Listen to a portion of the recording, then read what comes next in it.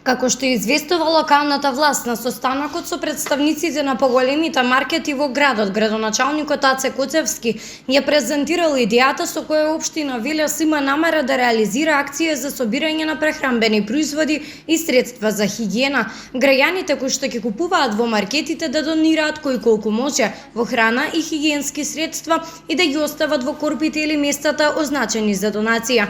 Откако ќе заврши акцијата да се соберат производите и во соработка со општинската организација на Црвениот крст да се спакуваат во кутии и да им се доделат на социјално ранливите категории на граѓани.